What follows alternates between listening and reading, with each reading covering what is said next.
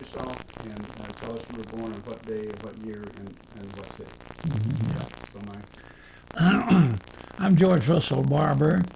I was born in the country about 50 miles from Atlanta at a little crossroads place called Buckhead, Georgia. Not related to the Buckhead near Atlanta right now, but I was born at home, and my birth was not even registered in Atlanta, so I have to go through other things to get my passport. August the 26th, 1914. So I'll be 86 this August the 26th. Yeah, right. now, in Buckhead, now you lived there for a little bit, then you moved to Atlanta? No, actually, Florida. no. We moved to Atlanta, and so actually it was out in the country where my grandfather lived. He raised cotton in Georgia, and so we moved to Atlanta then. And my dad was a carpenter and a cabinet maker, a very skilled cabinet maker. We moved to Atlanta, and I grew up as a little boy there, and went through school, grammar school, and junior high and high school in Atlanta. And those days, when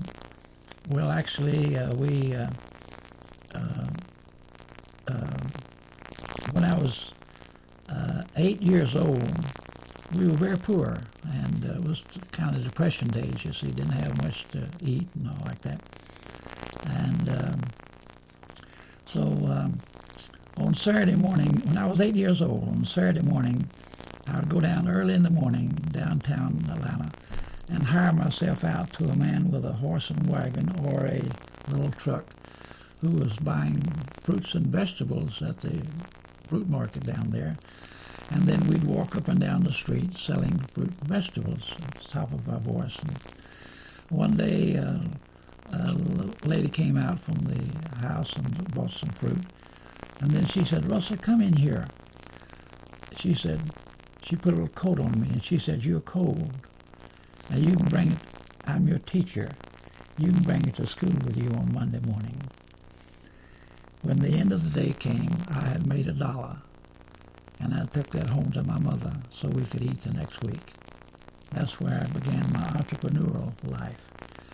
And then through junior high school, and I worked at Rogers and A&P Grocery.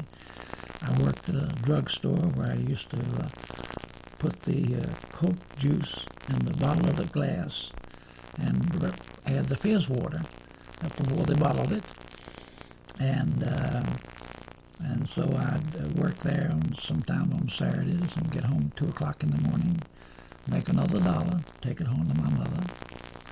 On Sunday afternoon, I would go down to the Grant Park swimming pool, and I would swim in the pool there, and people would pitch in pennies, and I'd stuff them in my mouth, and sometimes they'd pitch in a nickel or a dime.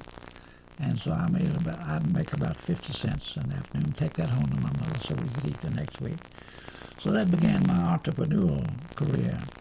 I also delivered newspapers to the homes of people. I sold peanuts and popcorn and candy at the ballparks. We had moved to Florida when I was about 10 years old, I guess. And so I used to sell all these things at the ballpark and deliver papers and ride my bicycle. In fact, at one time I had 5 boys working for me and making $35 a week, which was terrific. And then we moved to Allen Park, where my grandfather lived, and spring training for the New York Yankees was in Allen Park. So I used to see Babe Ruth knock home runs. And I had a businessman, a Rotarian, I think he was, who was a kind of a mentor to me, as a little boy, just like Colin Powell is trying to do across America now. getting mentors for these 15 million young people and so on. Well, I had one of those mentors as a boy, and I used to see Babe Ruth knock home runs and sell popcorn and candy and all that kind of stuff. So I've been an entrepreneur all my life, and I still am an entrepreneur. What did it cost for that $1 a day that you made? What did things cost you? Oh, and a loaf of bread was a nickel, and a streetcar ride was a nickel.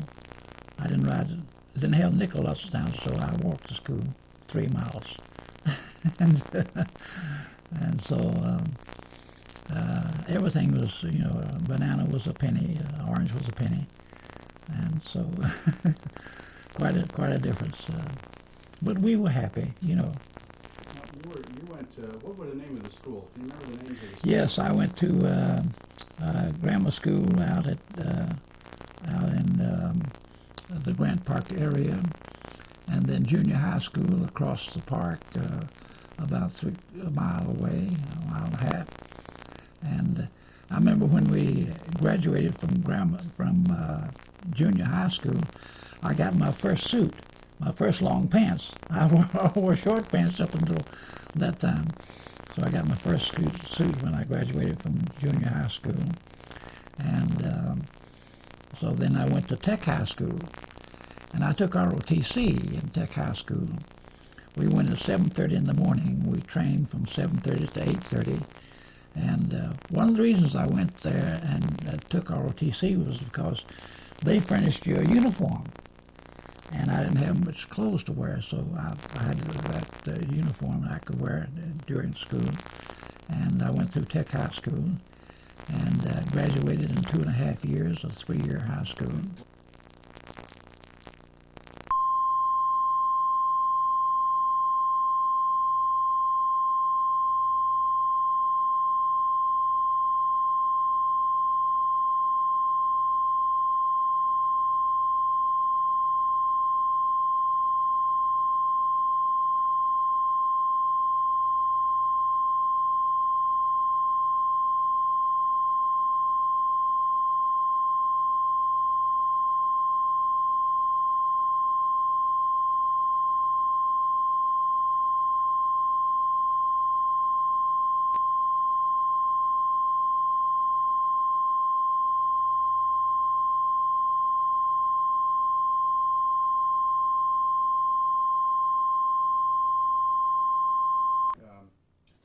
If you could kind of name the schools that you went to. And I don't remember the grammar school, but Hoke Junior High, I think, was, and then Tech High in Atlanta, Georgia.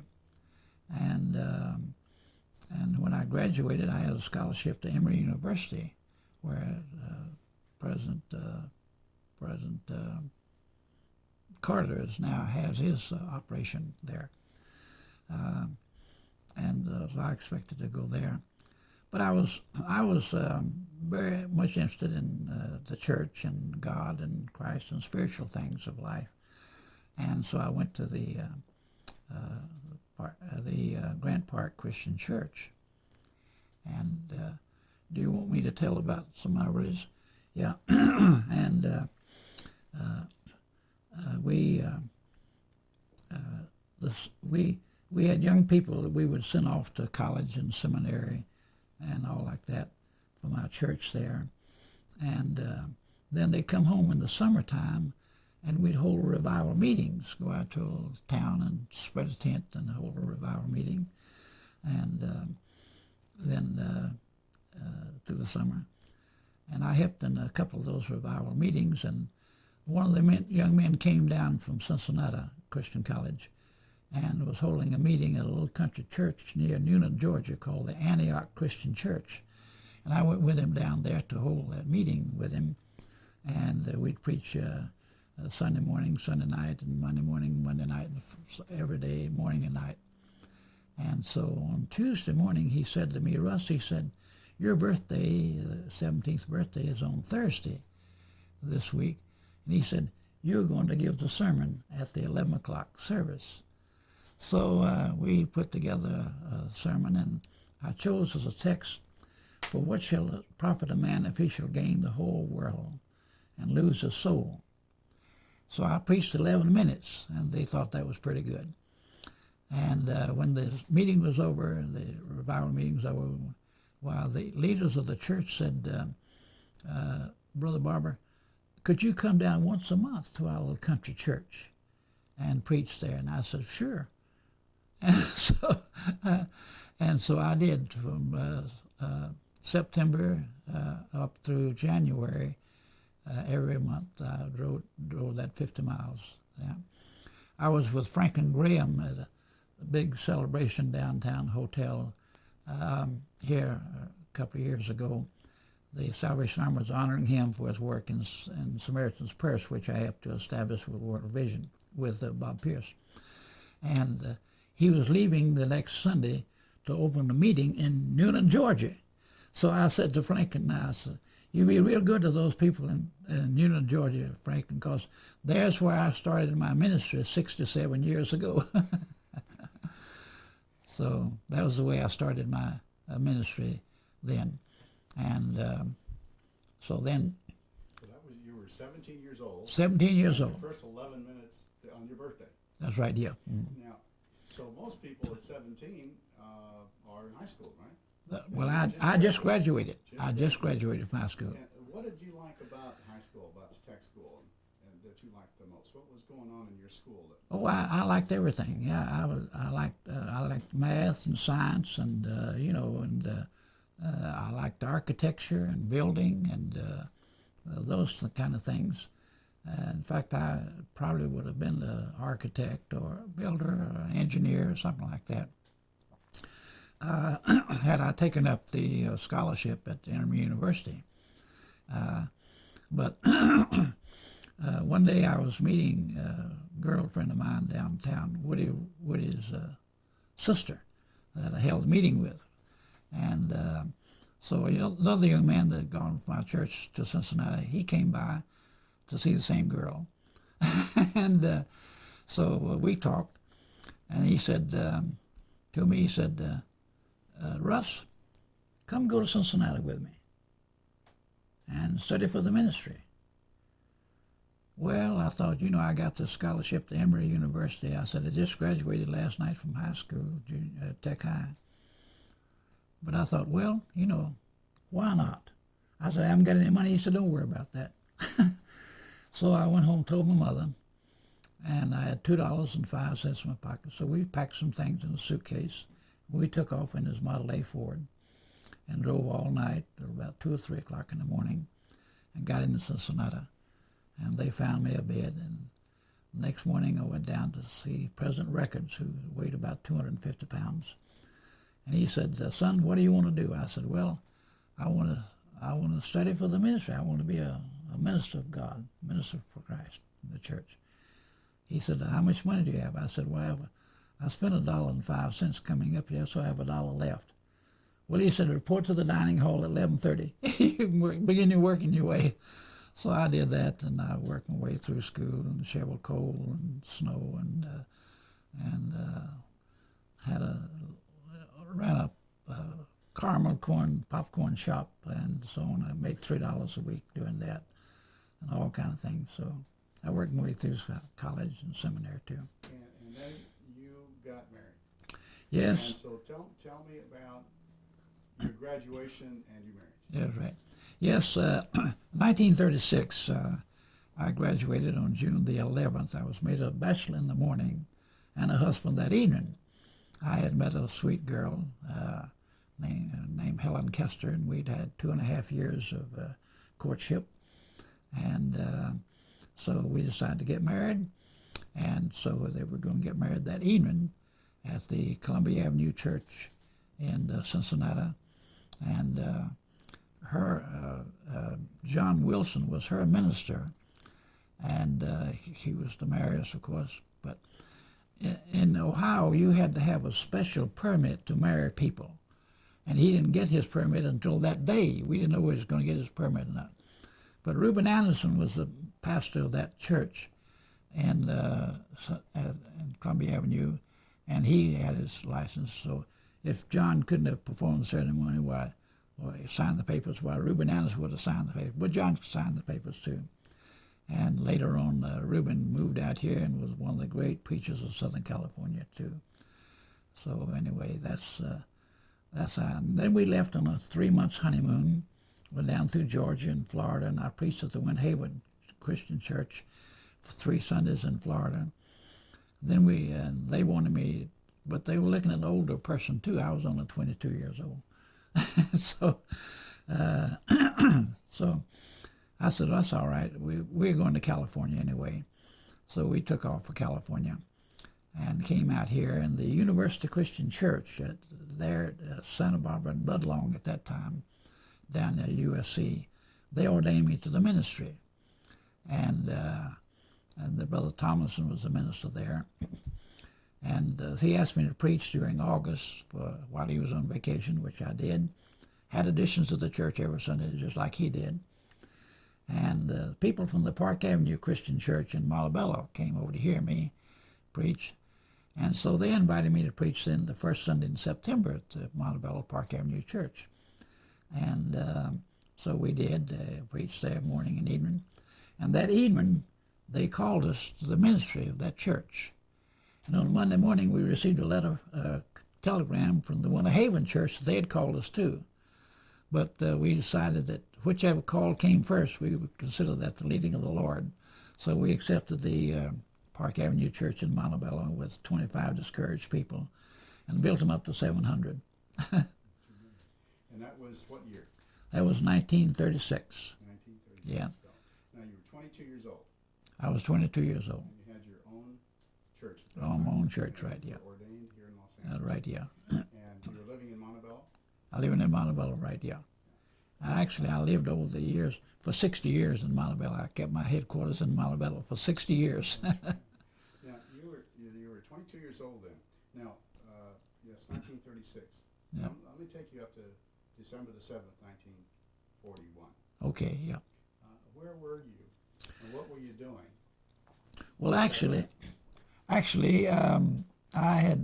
was serving then as a chaplain for the 11th Horse Cavalry down near El Centro, and so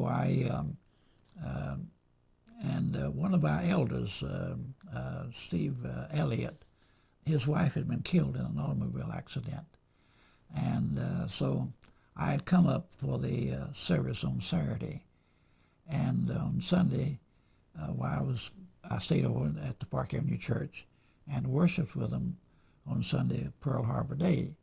So then when they announced Pearl Harbor, well, as soon as the service over, well, they said, everybody get back to your base. So I hopped in my car and went back down to El Centro to the 11th Horse Cavalry unit there. When did you actually join the Army? When did that actually happen as a chaplain? Well, yes. In 1937, 2 young men came into my office at the Park Avenue Church one morning and tried to recruit me for the Communist Party.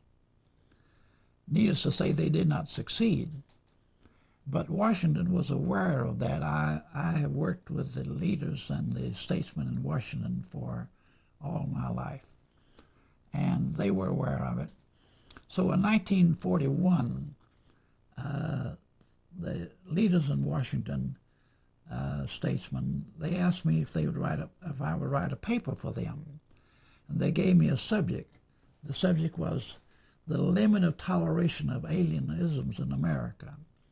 And I wrote this paper, and I covered atheism and Nazism and fascism and socialism and communism. They came back to me and they said, boy, we liked what you wrote. Now, ministers, we do not draft ministers or rabbis or priests into the military. You are all exempt from the military. But when we find someone that we believe could make a real contribution to our nation, we ask them if they'd be willing to volunteer to become a chaplain. So after some prayer, I volunteered, and I was commissioned in July of 1941 as the first lieutenant chaplain in the Army Reserve. And then I found myself in October of 41 on active duty with the 11th Horse Cavalry. Now, 11th Horse Cavalry, was that a misnomer, or were they real horses? They were real horses, yes, right, yeah. In fact, in Thanksgiving weekend in 1941, the USO people and the Hollywood Canteen people, they brought 250 of my soldiers up to Hollywood and Los Angeles and entertained us all that weekend in their homes and hotels and all like that. Sent us home refreshed on Monday morning. And 1 week later came Pearl Harbor. So 3 days after Pearl Harbor, we moved our camp from down on the Mexican border, down at El Centro, up to our new campgrounds at Campo, right on the Mexican border, halfway between El Centro and San Diego. And I rode my horse that 3 days and didn't sit down for a week afterwards. But they had a beautiful camp there for us and a wonderful chapel. And so we began to build our services, and I'd have guest speakers there and too, and so on. So it was a wonderful experience to build with God. And what was the reaction? What was the average soldier and people in your church reacting to the December 7th attack at Pearl Harbor? Well, of course, we were shocked, but we said we'll defeat these people, and so we all went to work, and we were there on the Mexican border to keep the Japanese in case they tried to come across from Mexico, you see, and so the whole world was just torn up. We could see, we knew that it was coming. We didn't know just exactly how it would come, but we knew that it was coming, see. And so that started my military career, and I served from 1941. I got home in late 45, early 46 from World War II. Now, when you we were slated to go to the Philippines. The horses, see, and they gave us shots for yellow, so we wouldn't get yellow fever, and we all turned yellow. We got yellow jaundice, so that saved us from going to the Philippines. That's right, yeah. And then late in the spring of 42, they decided that horses were not going to be practical in this country, so they switched it to tanks, and they have to build 2 tank divisions for Patton, and serve with artillery, and so on. And I had an interesting experience in 1943. I was with the 13th Armored Division at Camp Beale, which is now Beale Air Force Base. And the general called me one day and he said, "Chaplain, I have 1,500 black troops serving over at Hurlong, California, Nevada, 60 miles north of Reno. Would you go over there and serve with those men for a while?" So I did, and they were wonderful men. We did a lot of interesting things with them. I not only taught them a closer walk with God, but we formed baseball teams and basketball teams and tennis teams, and they'd go into Reno and they'd get into gambling dens once in a while, and they'd pitch them out, and the police would turn them over to me, and I'd take them back to the base. So I went to the gambling den owners, and I said, "Now, you don't want our men in your place. We don't want them there either. So give me some money, and I'll build them a recreation place on the base." So they gave me $5,000. I built them a recreation place on the base. We put on a bond rally in Reno. We sold $1,700,000 worth of bonds. They never had a black person swim. This was 5 years before integration, see. They never had a black person swim in the municipal pool there. So I went to the city fathers and I said, some of these days, these men are going to go over and fight for our country. So I'd like to teach them to swim. They said, "You're right, Chaplain." So they opened the pool. I went in and bought 243 pairs of swimming trunks. We taught those men to swim. And so then they went overseas, and I went overseas too. And I heard they were up in Holland one day when I was down in Germany. And so I hopped in my Jeep and drove the 60 kilometers, went up there. They cooked me a big thick steak. They hugged me. They said, "Chaplain, we wish we had you back." We got a black chaplain now. We wish we had you back. So that was my experience. 5 years before integration. So wonderful people. Well, tell me, Colonel Barber, about your arrival in England, and how did you get to England, and when did you get there? Okay. They picked me up from Camp Cook, which is now Vandenberg Air Force Base, and shipped me across the country by train, and went to New York, and I went on the Queen Mary. 15,000 troops on board, 500 of wax. That became known as a sugar shortage on the Queen Mary going across. Come Friday morning, the captain said, "Chaplain, can you hold a service for the Jewish men?" I said, "Sure." So we went downstairs, and they couldn't all get in for the first service. I held a service for the Jewish men. Had a wonderful cantor from New York. And they said, "Can you stay over for a second service for the second group?" I said, "Sure." So I held 2 services for the Jewish men on Friday night, and 1 service for the Protestants up on the deck on Sunday morning.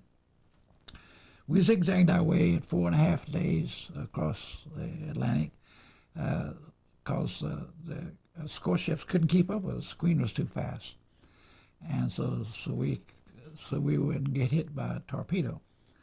And landed in the Firth of Clyde in Scotland. They didn't take the Queen into the English ports during the war. It was too dangerous. And so then I got on a train and went down to London. They assigned me to the 1st Division, the 1st Big Red One, the 1st Infantry Division, and I trained with them then up until the time of the invasion and all through Europe to stayed with the 1st Division. Tell me about the buildup of forces in southern England prior to the invasion. Oh, it was tremendous. We just millions and millions of men and vehicles and everything that goes to make up war, planes and all like that. And of course we were trying to dodge all the buzz bombs flying over England. I remember attending a theater down in Bournemouth one day, and one night, and the next day a bomb hit that theater, killed everybody. And so it was terrible, you know.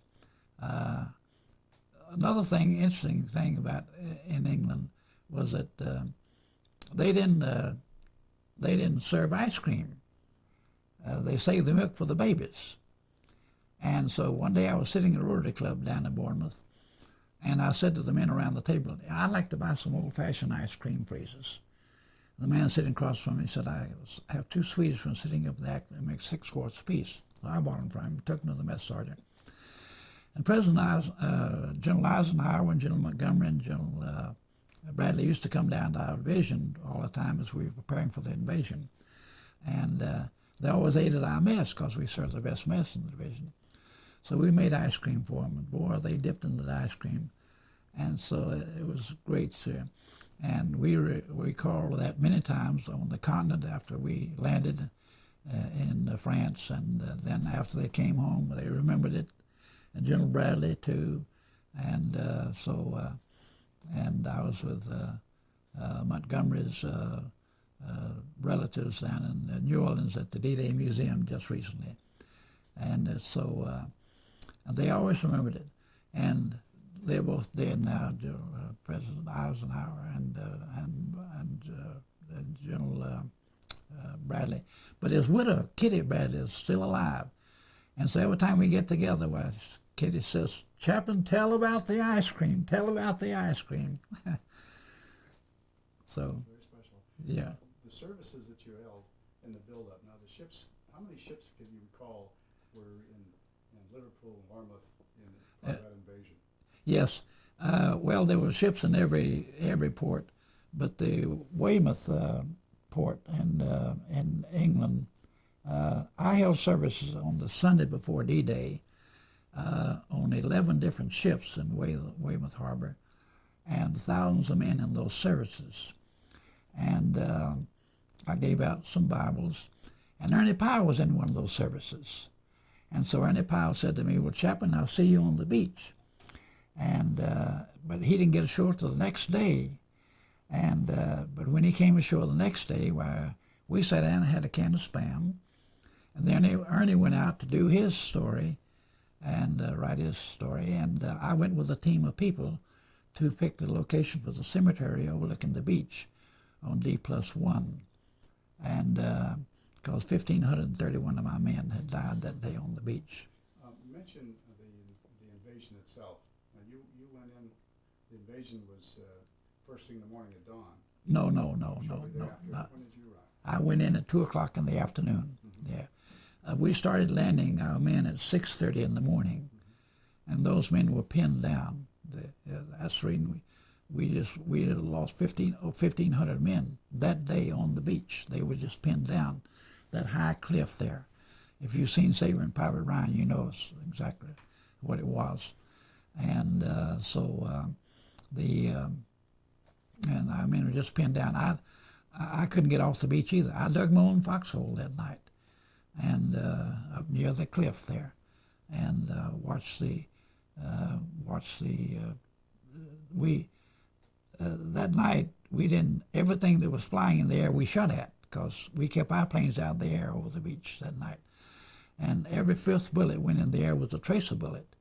And the whole beach was lit up with tracer bullets that night. And I lay there in my foxhole watching those tracer bullets, surrounded by dead men and other men trying to get off the beach, you see. When you were coming into the beach, how did you get to the beach? Yes, I rode a little Higgins boat. You can't take a big ship up on the beach. So when Ambrose was doing the great historian Stephen Ambrose was doing the biography on President Eisenhower, he said to Eisenhower, he said, I'd like to do a story, establish a museum to you and D-Day and all like that. And he said, President Eisenhower said, well, put it in New Orleans. Well, Ambrose said, why New Orleans?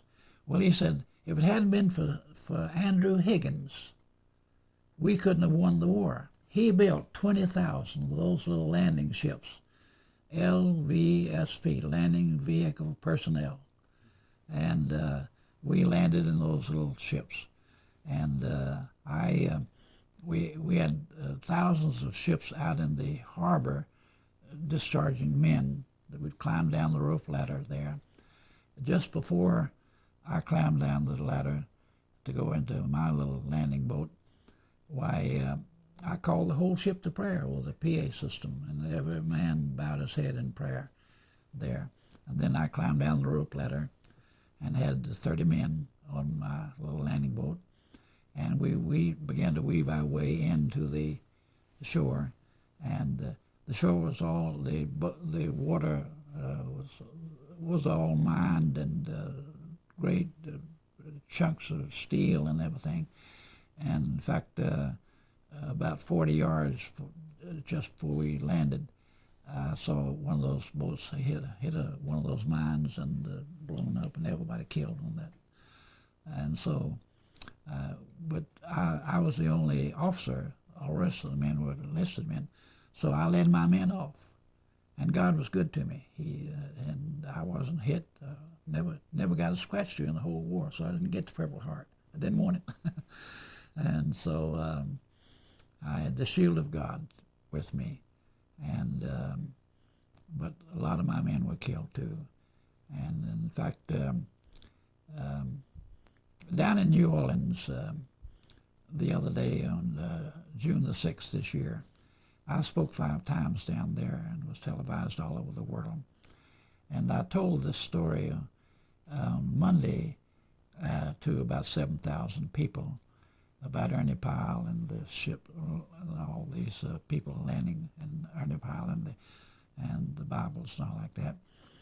And on Tuesday then, we had the opening of the D-Day Museum, the ribbon cutting, and the posting of the colors, and the Star Spangled Banner sang by Miss America 2000.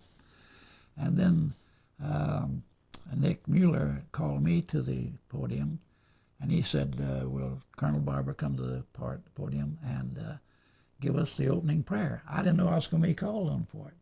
So I stepped to the microphone and I gave the prayer. They said it was wonderful. And it was televised all over the world. And then we had a 2-hour parade. Others spoke there too, you see, Tom Brokaw and all like that, and others, the Secretary of Defense. And then in the afternoon, we went over to the arena where 20,000 people were gathered, and that had speakers all afternoon and bands and the great celebrations there. And when Tom Hanks got up, Tom Hanks read and spoke Ernie Powell's communication that he sent out on June the 16th, 10 days after we landed. And as he read that, the audience felt spellbound as he read it, as he can do so beautifully. He didn't say another word. But as Ernie Powell walked the beach and saw all the carnage and all the vehicles and wreckage and everything and the dead men and all, and he said he picked up a Bible that had a soldier's name in it. And he carried it for a while, and then they laid that Bible down. Now, I can't prove it, but that Bible might have belonged to one of the men that I gave it to in those services I held on those ships in Weymouth Harbor. And so I have a copy of that speech that Tom Hanks spoke at the D-Day Museum down in New Orleans. It was a very, very special time. Yeah, right, yeah. When you were there, now that was in June of 1944. June 1944, June the 6th. Now, you served with the 1st Division. All the way during the All war. the way through the rest All of the the way war. through the war, yeah. That was with Patton's armored units. Yeah. Well, at the end of the war, we switched down to Patton's 3rd Army, yeah. And, But still the 1st Division. You were also involved in Bastogne, the Battle of the Bulge. Yes, right. Yes, right, yeah. Yeah, we fought our way across France and into Germany, and went. Then came the snow time in December and terrible, and the Germans made their last great push, and the Battle of the Bulge. They tried to surround us and all like that. We lost thousands and thousands and thousands of men. I lost a Jeep hit by a German shell, and 2 of my assistants were killed there. And I'd watched the buzz bombs going over to England, and 100 of our men had given up at Normandy and laid down their arms and was standing there in the field. And the SS came along and mowed those men down, just killed them all. I visited over there several times, and I talked to the lady that owned the cafe there at that corner, and where there's a great memorial now there. We talked for hours and hours on that experience. I was there just a few days after that happened, see. And then and finally, our general said nuts to the Germans that we're not going to surrender. And we fought our way out of that situation, and then began our push on across Germany. When you were through Germany, you then aligned with Patton. You ended up where? Well, we went on down the Rhine River, and as we were going down the Rhine River, I was driving my Jeep down the Rhine and coming to the Remagen Bridge, which was the only bridge that we had across the Rhine. And as I saw it about a mile away, it collapsed all at once in front of my eyes. I saw it go down. And so I rushed down there, and 2 men died in my arms there. And we had 250 engineers trying to repair it because the Germans had bombed it. Have to keep up. Edgar, how you doing? Good. Okay. Now, what I was going to touch base with was at the end of the war. Yeah, right, yeah. And when you got the news, where were you? Now, there was, at the time, the Germans were being overrun. Right. You told me a story about the massive numbers of POWs that were just marching down the That's street. right, yeah. Nobody even were watching them or anything. That's right. Could you tell us the story of what was happening to most civilians and military Germans who were our enemies at the time, as we began to overcome their forces and it was breaking down in Germany? That's right, yeah. So it was just before the war was over. So That's right, yeah. About May, June. Yeah, right, yeah. Well, the Germans were fleeing from the Russians, and so they gave themselves up to us just by the thousands. And they were fleeing from the Russians and begging us to join with them to fight the Russians. So, and among them was priests and nuns and pastors, Protestant pastors. No rabbis. They'd killed most of the Jews, see, unfortunately. But they would come to the border there in Czechoslovakia, where I was, and some of the people would take them and just strip them of everything they had and kick them across the border. So they came to me and said, "Chaplain, can you get us across the border with our small belongings?" So I rescued many of those nuns and priests and pastors and took their things back to their home in Germany and got them across the border safely and all like that. Sent them care packages afterwards and so on. So out of that whole experience, I want to challenge the young people of our nation to learn to give yourself in service to God and to your country and to others and to help people, you know. Our world needs every young person and every older person to be of service to others and learn that you don't have to know the whole Bible to have all the 10 Commandments. The great master, he simplified that, and he said, "There's just, you bring it down to just 2 commandments. Love the Lord your God with all your heart, soul, and mind and spirit, and love your neighbor as yourself." If you do those 2 things, you'll make it all right, see. And the golden rule, do unto others you would have others do unto you. And if they learn that and the Constitution and give yourself in service to others, you'll make it wonderful. You'll just have a wonderful life ahead of you. Be an entrepreneur. And the world needs everybody in the world. With the birth of a little baby boy in Bosnia last year, we now have 6 billion people in the world. 6 billion people. And every one of them needs food, clean water, shelter, better health, education, liberty, freedom, see. And you are the ones that can provide that for them. We have the technology that can happen to everybody in our country and the world, see. So I want to challenge the young people of this nation. Become a follower of God and do that which is right and good in the world and learn what it's all about.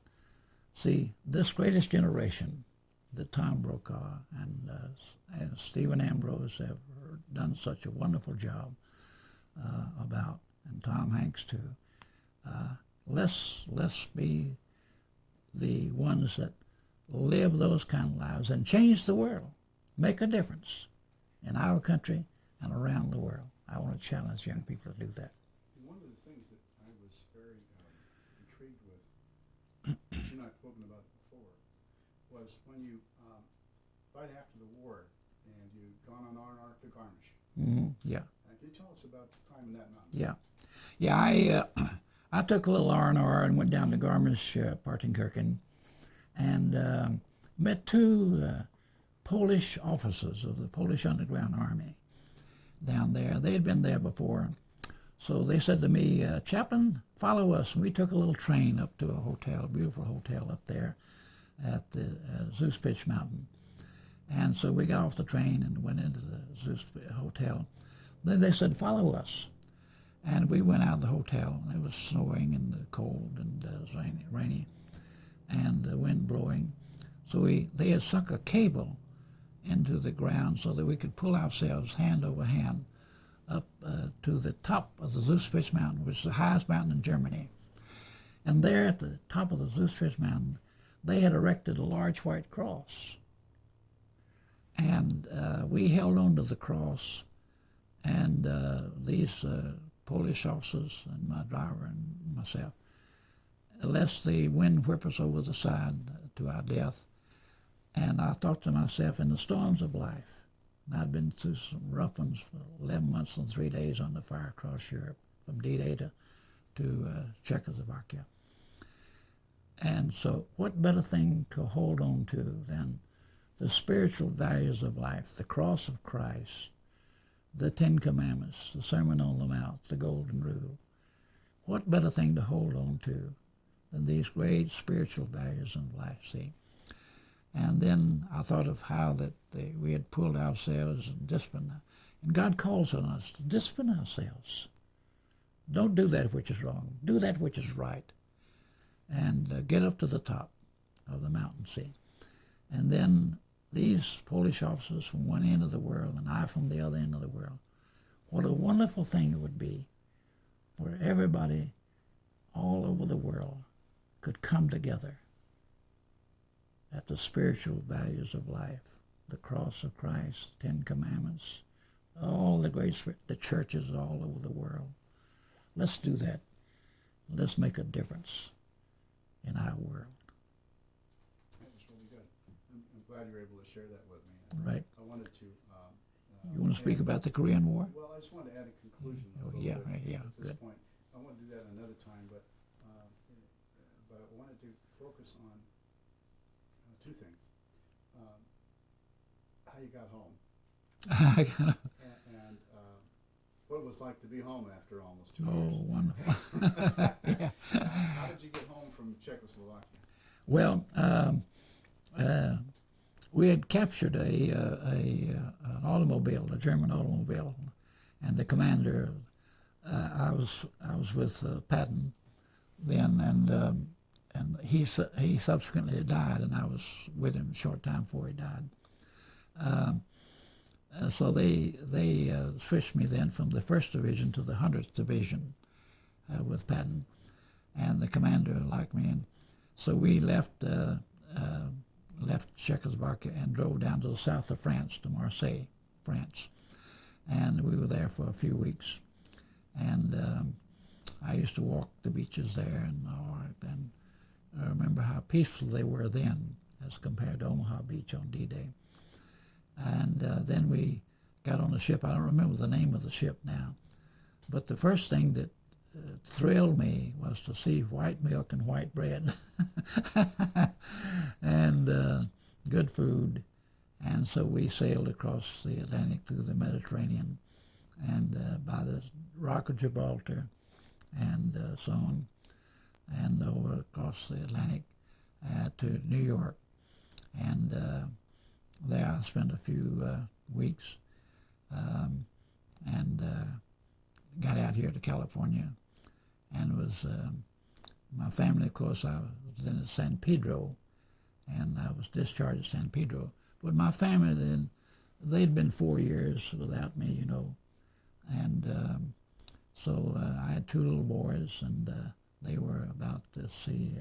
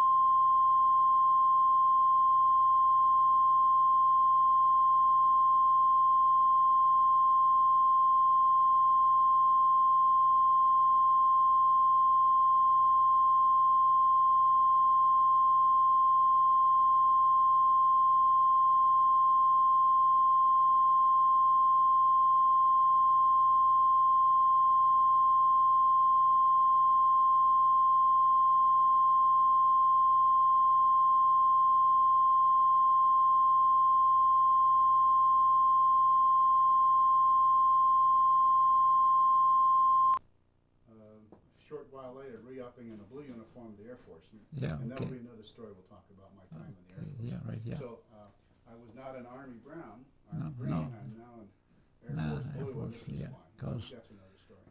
That's another So that story. way we can talk about that, but that way that'll identify the Air Force uniform. That's right, I yeah. think that would be very Good. So, okay, so Yeah. let's if you could kind of recount MacArthur to MacArthur. That's right. Okay, if you could start from that, how you were released when you returned from New York, came across country, and were released from active duty. at Fort Right. MacArthur. When I got released from active duty, the military asked me if I would stay in the reserve program because I had so much experience and all, which I agreed to do.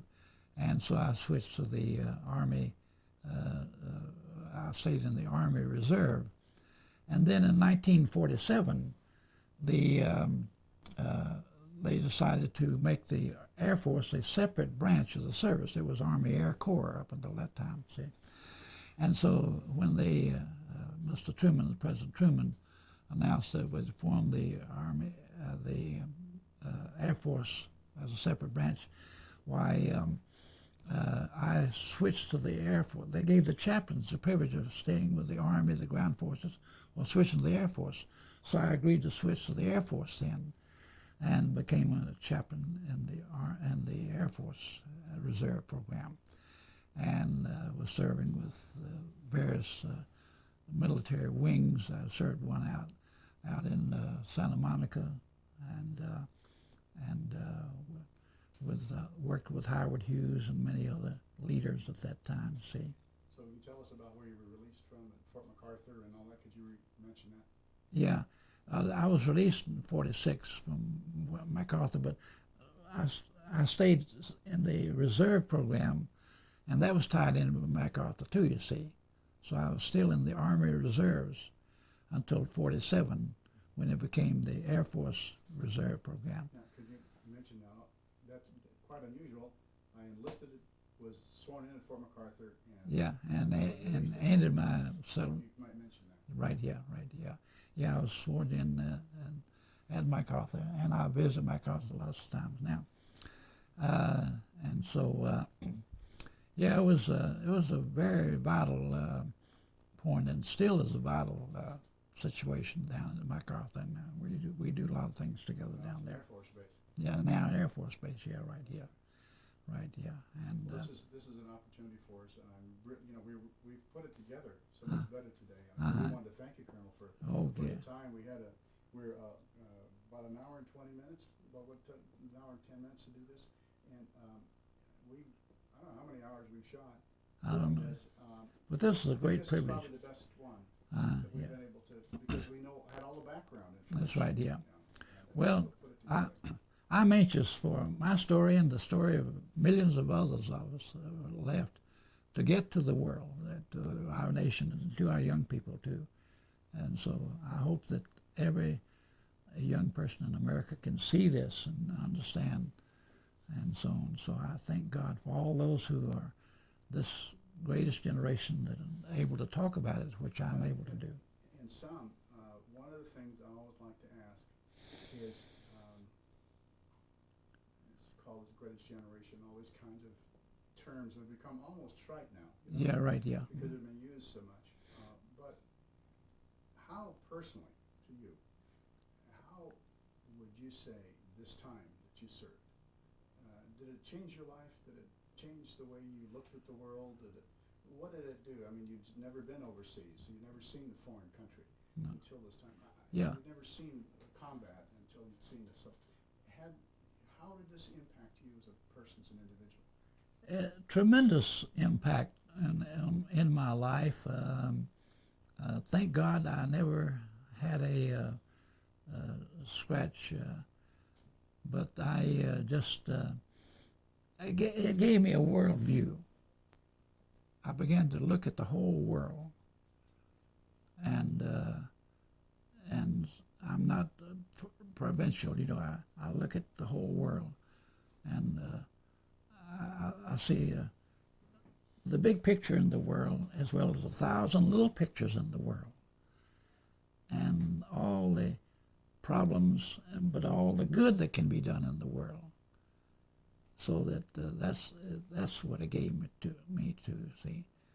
Of course, I've always, as I've studied and been a minister for all these years, but also I'm an entrepreneur. I'm a businessman. I'm a financial planner, and I'm an educator, and I'm a consultant in energy and communications and food for the world and clean water for the world and better health for the world and liberty and freedom and justice for everybody in the world. I'm for all these things, and I work with teams of people in all these arenas all over the world. So glad. Well, so glad that we had you here today. Right. Let me move this over here. So, by this 4.5 or 5 years, because you were August, I guess it was, when you were sworn in 41, and you came home in 46. That's right. Yeah. 4.5 years. Yeah. How would you say that 4.5 years impacted you and changed your perspective of the world? From a small-time guy in Montebello, small-town guy from Atlanta, Georgia. That's right. And now you have a different picture of the world. How did it affect you? Did it change you? Did combat? Did losing friends? And how did those things affect you? It deepened my love for humanity and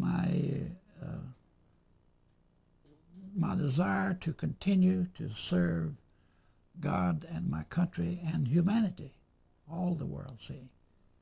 White, black, yellow, red, everybody in the world, see, to make a difference in as many lives as I can, see.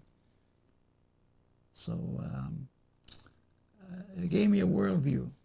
That's good. Right, gave me a worldview. I think that's a very different perspective. That's right, yeah. You know, and for a lot of people, that's really what it was. Mm-hmm. Call it a time, okay, guys? Thank you, because where you were born, so